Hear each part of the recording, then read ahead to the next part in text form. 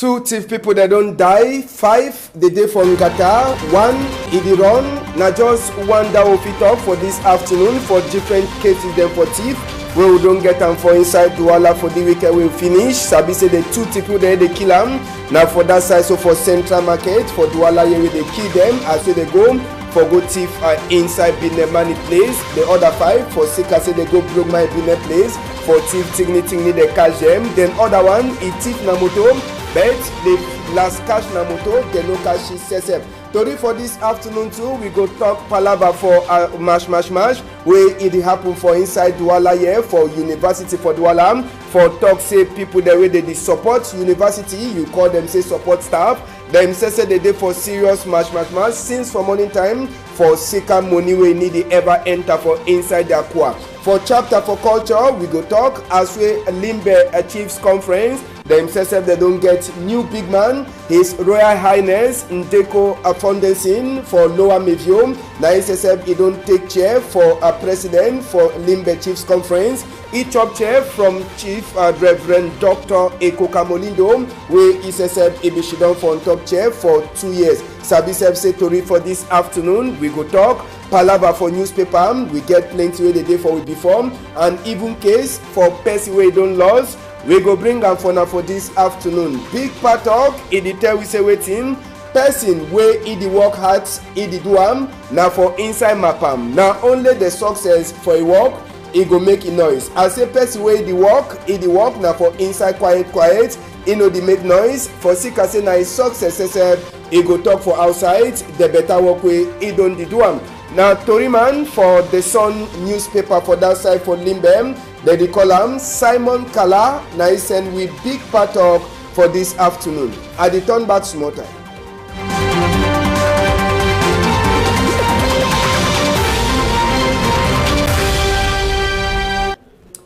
Good afternoon again, country people them. We glad plenty for meet up una for inside Equinox Story House. As we are talk for now, chapter 40, we go start them for this afternoon. We go take una go first for Central Market for inside Douala here country people for back mocks. Now for that side, so where they so they catch some 2 thief boy them this early morning time. Knock them so they finish with that 2 thief boy them, country people them. Sabi say even Commander Abega Sesep for inside near the office on Kululun. He Sesep he be them. Now for inside that store where they enter for thief. Last, they no be fit thief come out, population become meet up them, or population where it turn up, where it come with the video really finish knock the 2 thief people them. Sabi say the population no be even show any sorry heart, it takes stick, all kind of thing them. They tell we say na one of the combi to this, where after population follow he enter for market, chuki with a knife, but before he can see him, he own combi the way they don't really finish knock and so they finish kill them. Now for inside big market, so for that side, so for Douala here, for Central Market, where it dey so they catch the 2 thief people them. Sabi say the tori wey happen, e make am say people them for inside Central Market. Confusion be there for this early morning time as well they can meet up with population. E be don knock the 2 thief boy then so they come. Commander Abega Sesep, e be there, he come up from your office. Now he Sesep he come, he can look the condition. But Sabi say he come late for Sika say people them for that side so for inside a Central Market. They be don already finish work where it means say all the 2 thief people them they be don already finish kill them for that side. Now they say they can't help carry the dead body them put them on tomoto one time they go. Sabi say one of the other thief man where they meet up for them where hear say population be run follow it after enter for your own side chuka with a knife. They say they be dead them for but na 2 people them they catch them knock them so they die for Central Market for inside Douala here. Another chapter for this afternoon na so palava for thief.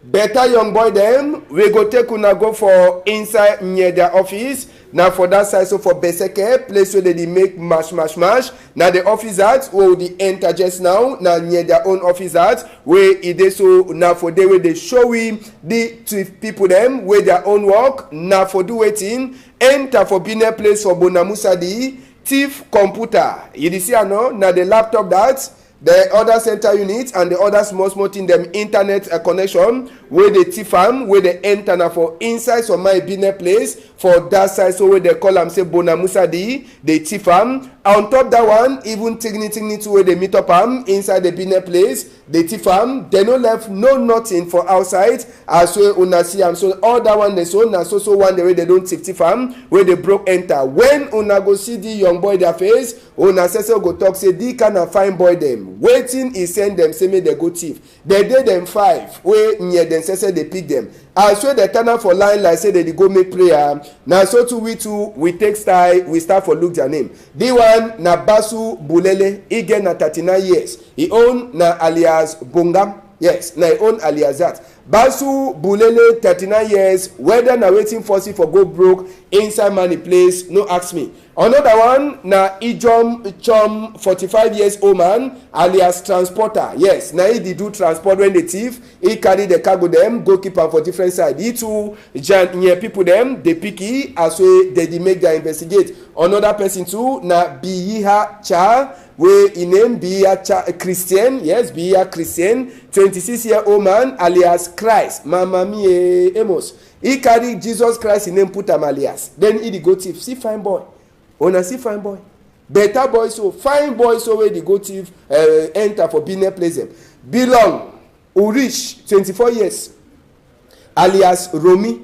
Yes, belong Urish alias Romi. Now the other one that way he dey so he too he go thief his small thing. They put him for it. Then last man Pekka Raymond 22 years alias Lionel. So if you want look all the age you check say the 3 last people them now boy the way they get plenty power. After when you they say they show we they carry all them back go put them for inside their small new house where they go sit down for days so they take them go for court. Sabi say when they go for court that time they go change their level. Now they see put for on top their name thief Debbie suspect as well they ever talk inside this palaver. So for inside gendarmerie place for that side, so for Douala for Beseke side. Another case will be meet up na case for some moto where the thief sabi say na people them for investigate. Now they say they do this investigate make and so the last catch this moto one na the see so now some person be get the moto where can announce say the moto don't lost.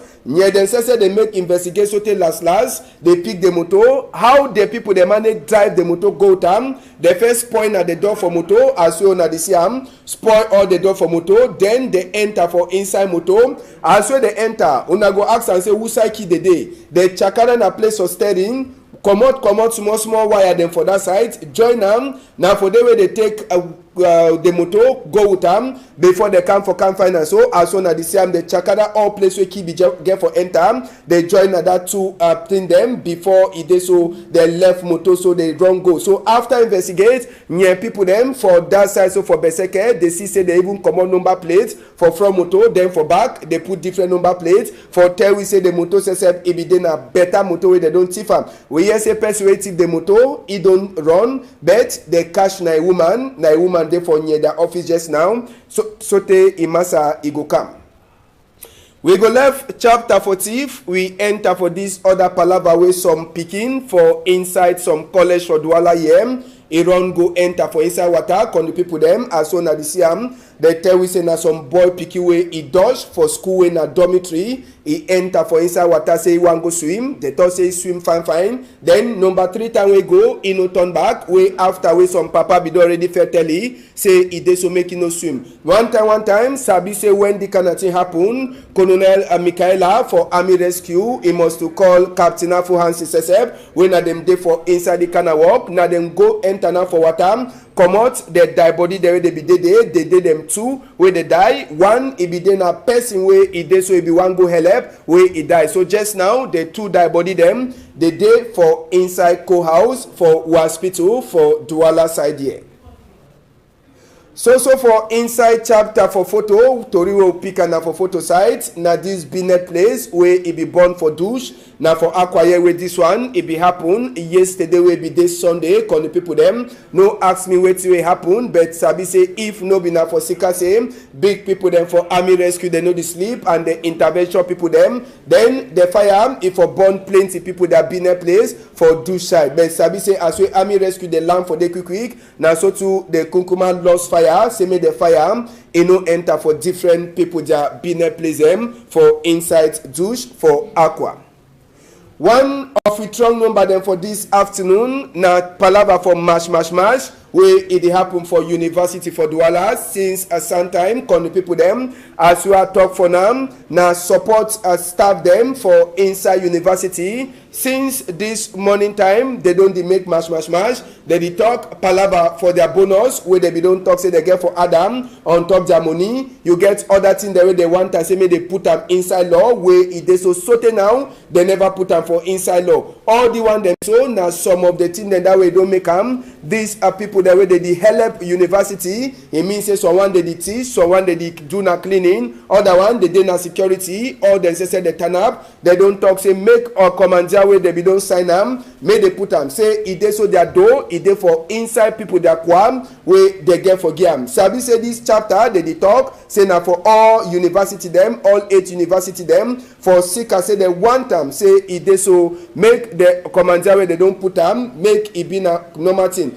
Rector office it be dey empty but Sabi say the university compound for Douala today it be dey na one way all man it be wear black and all them they vex and they talk say make all the commander them when governor don't put them may they respect them even their money say wey they be don't get for pay them may they try for see which way they go pay so that then say they fit on turn continue for do so now just the condition that we meet up University for Douala this early morning time. As they say it be put a microphone for one of the support staff them inside University for Douala. It we waiting it did their problem where they make mash. Don't you where governor una Frenchman don't call say CIMIC since they make a just where they don't give that CIMIC. We don't know that CIMIC for this university here. We remember say now that's what forget them be forget. But now this is what we don't begin hasam. Now that's what we decide say them no one give them that's all. Them never forget. Them no one give them. Now the thing where they want to them. We don't know. All na some problem with you we don't know. All we don't come out. No, that's what we for Douala. All university for country. 8 university for country. We don't come out. Yes, no be na only palava for Douala. It concern all corner the 8 Ngomna University the way they for inside country. But apart from this palava for Smith, which other problem the day we una get them? Make we hear you. I fit tell you many things, many things, plenty things where it not the worker for you for this country, for this university. And there was something they come and say they won't move me for small advantage, so them the worker quick for come from. But that way they say the more we small things, so they're nothing more. Then we see we like a something where we no worker, we not be picking for this country again. Yes, country people them now just so the thing they happen as so na Sabi we go put our ear for ground for Sabi whether they work people them they go turn back by tomorrow. We go left University for Douala but before we come out Sabi say strike them inside we country they must to respect country first. Make we no talk.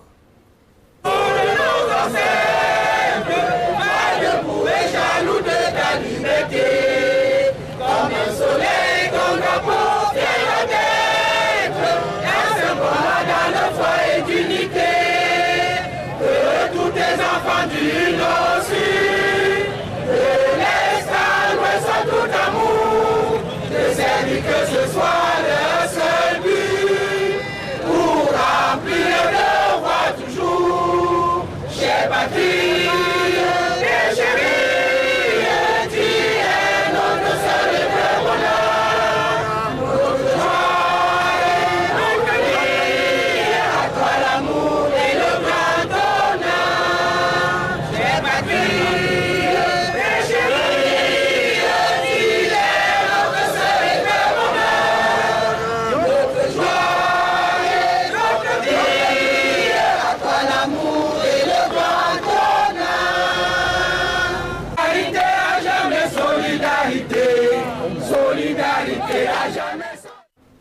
Yes, support staff them for inside university for Douala this same time with the vex.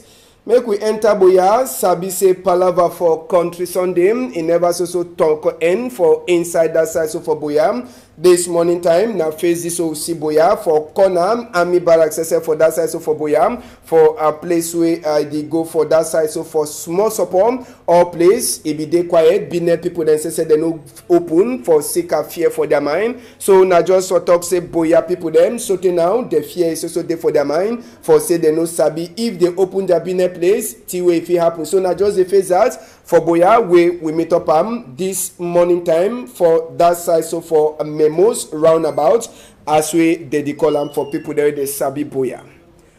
We take una enter for Kumba for talk say they so before traditional council people them after we hospital for Kumba born sabi say so now they never so sabi who put fire for that hospital even as when governor if it already come up book for talk say they so now that boy there they worry place now then they burn the place but so now they also ask question why the fire catch army rescue no come now for sika why that we before traditional council people themselves for Saturday we pass as soon as see them they go make contribution inside the hospital so they key goat they don't talk say the one now for wash all bad thing them for come out inside the hospital and they don't talk say people there they burn the hospital may they turn back again say they want do something inside the hospital they go see whether na themselves they get the town or na themselves they no get the town. So inside the palava way happen we before traditional council people them turn make contribution for inside hospital oga SZO for meme ntundong shambalen sesep e be dey for see as so the thing happen sabi say this contribution dey happen after more than 1 month wey e dey so hospital e born and the one e be passed to for before governor delegate for Kumba City Council Victor Nkele Ngo. So for inside the chapter for Northwest Southwest, sabi say Center for Human Rights and Democracy they be meet up people them for internally displaced people them for Malala camp now for Southwest side where they go see some of the women them sabi say the one na part of a woman we Center for Human Rights and Democracy in Africa they do they be give small medicine and pat them for the mami they the day for inside bush. Make we hear one of the mami them he talk for we. You can't give me rice. You go chop the rice. I chop rice for my husband. I don't make 4 months inside bush. I never see the rice. I really thank God for that one. I pray to make God be happy. For she don't remember we because we did bush so no get some person we can help me. Now only you go around, we don't see plenty things that we don't do. Even the one so we take my clothes and said for what we can use them. And thank God say you don't help we so we remember this. We see the paper so now first time this again for how many months? 6 months. We did inside bush. Really thank God. Alright, country people them, that one na palava for inside a bush. We finish with a story for culture for talk say this so new big man for Limbe Chiefs Conference. He don't chop chair now for that side so for Limbe with this one. He passed this week. We will just finish his Royal Highness Ndiko Fonderson for Lower Mevio ISSF. Now he chop chair from Chief Reverend Dr. Ekoka Molindo where he be then a chief for Mondoli Village where he don't hand power for new person. Sabi say this chief conference for Limbe they ever she done for top chair for 2 years. Now the new chief that, now the new president that for Limbe Chief Conference, his Royal Highness Ndiko Fonderson for Lower Mevio where he take power for inside the week. Sabi say Dingando Sesep for change power. He pass now for his Royal Highness Chief Ekum Samuel for Dikolo Village. He place now for they will they change power. So Sabi say just now Limbe Chiefs Conference the new big man now his Royal Highness Ndiko Fonderson for Lower Mevio. They don't talk for he make it continue for make culture for people them backward make it go now only for before. This story where just enter we here it tell we say Aya Paul Abinem he don't take pension like president for Popular Action Party in PAP as they call him. Sabi say he don't be on top that chair for some time but just now story where enter we here the tell we say Aya Paul Abinem he don't resign for president for Popular Action Party way for short they call him say PAP. Now Now the some of the tori dem that for this early morning time, make we enter for wetin wey newspaper talk for this afternoon. Inside the Star newspaper wey dey for outside, they tell we as we judge themselves for Nigeria. They don't talk say wetin main governor he pay on top Sisiku Ayoktabi and the other 9 people there they cash them 5 million naira for sake say they only thief them, bring them for inside country. One of the strong number them for inside the Star newspaper, it be them na palava for price for Mimbo where it don't go for up. Sabi say the Star newspaper says he talk on top this palava for Norway and Southwest where it dey so all the palava where the people they want and just now for say make the palava is stop and make people they stop for kill other people them. Inside the Star you feel read tori where it concern Atiku Abubakar where he said the plan for use secret wey camera cash am for show say dey so pacha e be pass for vote for inside Nigeria. Other tori dey wey fit for read am inside the Star newspaper. The Eden too wey dey outside this time, Eden e tell we say court for Nigeria sef e don order am say make dem turn back Ambazonia head boy dem according to wetin wey Eden talk. So for inside Eden you fit read am as wey dey talk say people there dey dey drink beer plenty, dey dey vex after wey dey add money on top one bottle for Mimbo. Inside the same chapter they tell we as a Chief Dr. Joseph Diongute head from governor he don't talk say na for palava for we economy for strong for sikada one he talk say make they concentrate for chop thing the way they make am for country than for say they only ask for people them for outside for bring am. Kumba and some 6 other town them they talk say them too they go get small help where he go come up for World Bank according to wetin wey he didn't talk. Media newspaper wey dey for outside this time he tell we too as we dey so Kunkuma sef he don't give congratulate for Oga Buhari after we he win this one as we even as separatist people them and by them too as we media talk them too they don't start for talk on top this palava for win. Sabi say for inside the same tori they tell we as we before elders and say they back but they no fit bite after we they go make contribution inside hospital where they born am. Now so too they tell we Bello Buba Bangari he don't give a suspend for Ikombi wey be get am with way be there between UNDP and CPDM. They say that one it don't stop as we new vote them they come. Other tori the day for inside the media way if you read them info newspaper way it dey too for outside this time where 1,000 people they follow you feel read them palava for Congo market where it be born. They say Nkunkuma sesep he send Gratango for can help the Binet people the way they so they are putting they be born for inside. So for inside tori for the info newspaper you go read palava case where it concern Cameroon Renaissance movement and the catch way be dead. Now so the post way dey for outside it tell we Abuja court say we don't talk say make Cameroon Nigeria say make they try for respect the legal and diplomatic thing them where it be joined for inside. They don't talk say on top each money head where they cash am they go pay 8 million francs CFA for compensate and they want to say make they turn back all the people there they thief them from Nigeria bring them for inside Cameroon. Now so today they talk but for people them they don't clean hospital for Kumbam and they don't talk say the people there they burn the hospital may they try turn back again. They tell we too inside this palava for massacre where it happen for Takija and Nkwenti. This one now as we chapter for Norway and Southwest it is also continue. We enter for the last story where they for we before where they call them Logidion inside Logidion newspaper where they for outside this time. They tell we Abuja court too it don't talk say Seseku and it come be them they must to give them compensate then they send them back for Nigeria. Now for Sika way court it talk that one you feel read them inside the info you feel read other to read them palava for look out we environment and for make safe made development for we country go for before. Now one of the thing then that where it is so Prime Minister Chief Dr. Joseph Diongute he be talk for a cabinet dongamen where he be pass for number 2 moon. Other to read them inside the Logidion you feel read them. Any man where he read front number go buy your own paper so that if you read all the to read them for inside complete.